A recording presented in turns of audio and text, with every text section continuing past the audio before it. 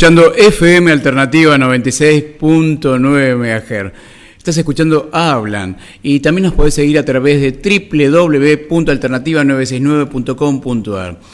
Y el país está lleno de situaciones y mucha gente que está trabajando en esta época de pandemia, que viene trabajando desde hace tiempo para mejorar la situación de a poco, porque no se puede hacer las cosas en grandilocuencia, pero sí de a poco se pueden ir mejorando algunas situaciones.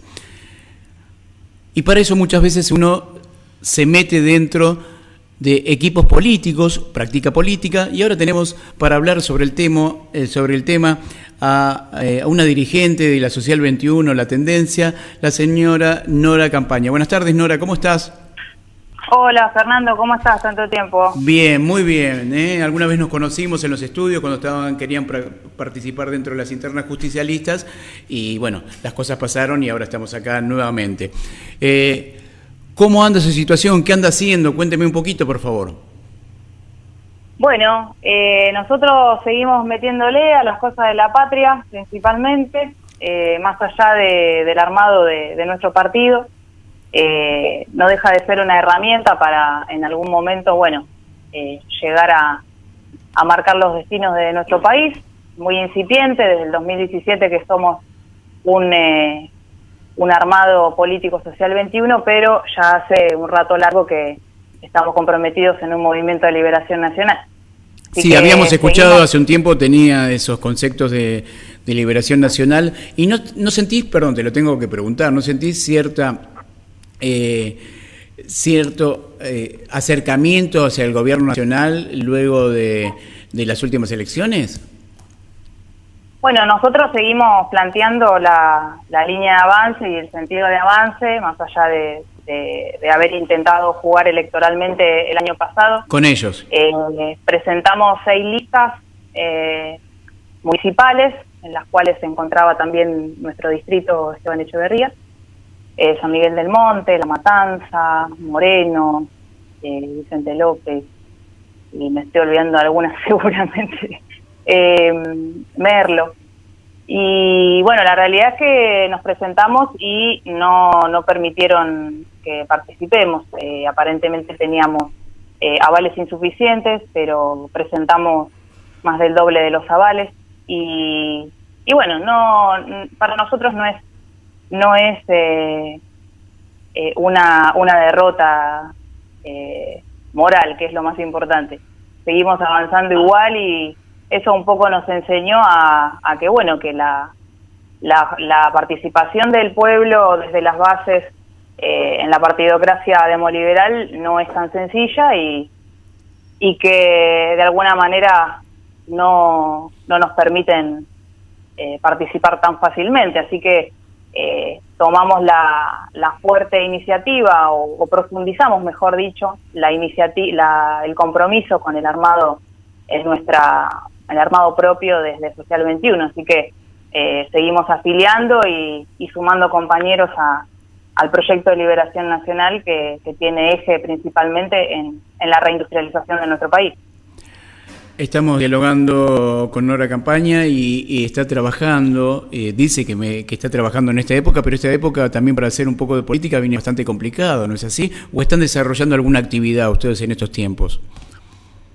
No, nosotros acatamos el confinamiento de nuestras casas, o sea, los que podemos y tenemos la posibilidad de trabajar, laburamos desde nuestra casa, pero la mayoría de los compañeros, la realidad es que no tienen muchas opciones. Muchos de los nuestros tienen que salir a trabajar igual porque trabajan en negro y la realidad es que, bueno, tienen que tomar los recaudos necesarios, pero a veces no se puede resolver de otra manera. Necesitamos trabajar y la realidad es que, bueno, con 10.000 pesos al mes ayudan, pero no alcanzan. Y la situación crítica de nuestro país viene de hace un tirón largo, no es de recién. Desde la década del 90 que venimos arrastrando más de 3 millones de desocupados que con Macri se intensificaron y llegaron a... ¿Y cuáles son sus proyectos, perdón, y cuál es tu mirada hoy en día? Porque lo que nosotros sabemos de la época de recesión, nosotros hablamos recién con otro entrevistado sobre la recesión y cómo está el país, ¿no? Y cómo está la situación local, digamos. ¿Vos cómo ves la situación local y en tu zona o en tu barrio, cómo está la situación? ¿Qué dicen los vecinos a los pocos que te podés cruzar, ¿no? Hoy en día, porque no hay tanta gente por las calles, ¿no? No, la situación es caótica. La realidad es que a partir de la pandemia, bueno, más vale que se profundiza mucho más, pero se agrava la situación de la Argentina, porque como les decía recién, hace 40 años que no hay un sentido de avance en función del desarrollo concreto del trabajo permanente y en blanco en la Argentina. Hay 4 millones de desocupados, puros, que no saben qué hacer. Hay más de 3 millones y un poco más, porque ahora con la pandemia la urgencia de los planes sociales se profundiza, pero más de 3 millones de planes sociales y más de 9 millones de trabajadores en negro. Tan solo con este nuevo plan de la IFE, el plan de emergencia, se anotaron más de 11 millones de argentinos. Entonces, sí, pero que tampoco vale destacar, no le está llegando a toda la gente, ¿no? Es así también. Eso vemos un profundo conflicto que parte desde el problema que venimos arrastrando, que es la falta de trabajo permanente. Entonces, hay más de un 50% de la población económicamente activa de la Argentina que no tiene un trabajo en blanco, que no tiene vacaciones pagas y que no tiene un horizonte que ordene la vida, que es lisa y llanamente tener laburo. Tener trabajo es lo que nos permite organizarnos. Por eso nosotros seguimos planteando, como siempre, que hay que marchar hacia una independencia desde una soberanía política, establecer una independencia económica a partir de la reindustrialización de nuestro país.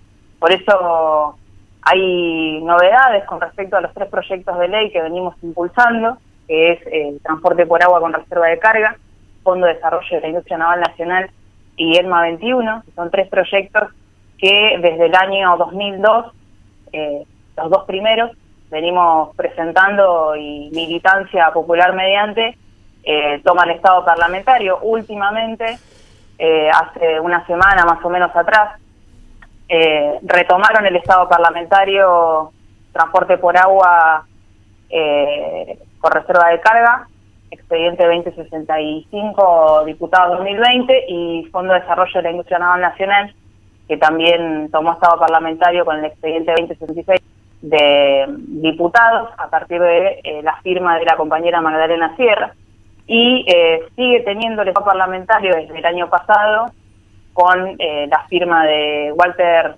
Correa y Adrián Grana, ELMA 21, expediente 4813 del 2019. Entonces, estos 3 proyectos que venimos impulsando tienen que ver con principalmente la nacionalización del comercio exterior, que es recuperar el mercado de fletes, que eso significa para la Argentina poder transportar la mitad de sus cargas, importación e exportación. Sí, está bien, para. Ya me lo habías comentado, perdón, me habías comentado esto, ¿no? Recuperar la capacidad de fletes que sea de la nación y no sea extranjero, ¿no?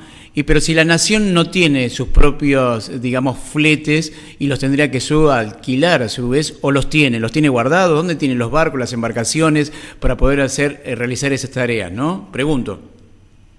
Desde la década del 90 que se lleva adelante la privatización de todas las empresas del Estado, más de 300 empresas estatales que tenía la Argentina, se pone en proceso de privatización una de las herramientas más estratégicas, que es Astillero Río Santiago, sí. Que es la herramienta por excelencia de la liberación nacional de nuestro país, porque no es solamente hubo unos grandes problemas, Nora, hubo unos grandes problemas con el astillero, ¿no? Donde decían que había cientos y cientos y cientos de personas designadas y no eran trabajadores, sino eran empleados públicos que cobraban, Nada más, ¿no? Hubo un mensaje eso durante los 4 años de Macri y que los tocaron, se impusieron, no hubo ni ida y vuelta, hubo lucha también en ese lugar para conservar los puestos de trabajo, pero ningún astillero salió de ese lugar. ¿Esto es así o no? Desde el 90 que intentan privatizar Astillero Río Santiago. Está bien, ¿y cuántos astilleros salieron? Así como privatizaron YPF, así como privatizaron Ferrocarriles Argentinos. Está bien, pero te hago una consulta. Pero ¿Vos déjame que te explique, así podemos avanzar en el tema. Si nosotros tenemos que tener en cuenta eso, que se llevó adelante un plan de privatización en nuestro país en la década del 90. Sí. Que se logra privatizar la empresa energética, que es YPF, que desde 1922 nació 100% estatal y se privatizó a través de entregársela a Repsol. Sí. Ferrocarriles, lo mismo. Y Astillero Río Santiago, la diferencia que hubo es que hubo una resistencia por parte de los trabajadores de Astillero, donde en ese momento eran alrededor de 1.500 trabajadores, que lograron triunfar frente al intento de privatización de Menem Cavallo y lograron mantener la fábrica 100% estatal. Pero ¿qué es lo que hicieron a partir de la reforma del Estado de la ley 23.696? Lo que hicieron fue achicar Astillero, pasó de ser nacional a ser un ente provincial y lo colocaron sujeto a privatización, donde hacen una lista de las 27 empresas del Estado estratégicas, las 27 empresas de defensa estratégicas, donde la que encabeza la lista de esas 27 empresas estatales es Astilleros Río Santiago. Entonces, ¿qué hacen? No lo logran privatizar por la lucha de sus trabajadores, pero sí lo achican a provincia y lo ponen sujeto a privatización. Además, que esto lo hacen a partir del decreto 1787 del 93. Después, al seguidito, el decreto 1788 del mismo año, lo meten en zona franca. Entonces, ¿qué es lo que pasa con Astillero? Es un extranjero en su propia tierra, porque el hecho de estar en zona franca entorpece la operatoria comercial con los proveedores y los clientes. Entonces, cualquier operación, sea de compra o sea de venta para el astillero, es una operación de comercio exterior. Entonces, eso no lo hacen equivocándose, lo hacen adrede porque saben que Astillero Río Santiago es capaz de producirse todo a sí mismo, porque fue así con la lógica que lo crea Juan Domingo Perón en el 22 de mayo del 48, diciéndole, nosotros vamos a comprar, a alquilar buques a casco desnudo, que es sin nada, para poder navegar. Pero mientras tanto vamos a fabricar la industria Astillero Río Santiago. Cuando esos buques se pongan viejos, los buques que vamos a alquilar mientras tanto para hacernos cargo de nuestro comercio exterior, ¿qué vamos a hacer? ¿Vamos a seguir comprando o vamos a fabricar? Y de la segunda opción, que era fabricarse a sí mismo la flota, surgió la iniciativa de crear en realidad Astillero Río Santiago. ¿Para qué? Para poder fabricar la flota mercante argentina, que fue la cuarta flota más importante del mundo, porque siendo nosotros un país granelero, que en el siglo XX era mucho más intensa la lógica de Argentina granero del mundo, entonces es ilógico que un país productor de alimentos no tenga su flota para llevar y traer la mercadería. Entonces, ahí nace como una respuesta geopolítica de Juan Domingo Perón la creación de Astillero Río Santiago, porque a nivel mundial lo que estaba ocurriendo era el fin de la Segunda Guerra Mundial, donde Estados Unidos se le iba a cortar la producción de armamento, iba a tener que resolver toda la cantidad de puestos de trabajo y las ganancias que se estaban generando a partir de la guerra, las iba a tener que resolver apropiándose de los mercados internos de los países periféricos, es decir, de nuestro país. Entonces, a partir de ahí nace la ONU, la OMC y todos los organismos multilaterales que lo que generan es justamente la subordinación de los países periféricos como el nuestro a que seamos meros exportadores de materia prima y que seamos los compradores de manufactura de alto valor agregado de los países centrales, Estados Unidos, Europa, Inglaterra. Entonces, a partir de esa respuesta geopolítica que da el general Perón, donde se estaban peleando Europa con los nazis, empieza a tener la lógica de autoabastecerse. Y por eso crea, mejor dicho, Astillero Río Santiago. A partir de esa lógica, nosotros entendemos que Astillero Río Santiago es estratégico para ser independientes a la nación. ¿Por qué? Porque a partir de Astillero Río Santiago y las leyes que les acabo de mencionar, transporte por agua, recuperamos el mercado de flete, que significa 3.500 millones de dólares todos los años para el país. Hoy la Argentina, el comercio exterior argentino, tiene un tamaño de 7.000 millones. Si nosotros manejamos a partir de la reserva de carga la mitad, podemos valernos de esos 3.500 millones para desarrollar el autoabastecimiento adentro de nuestro país.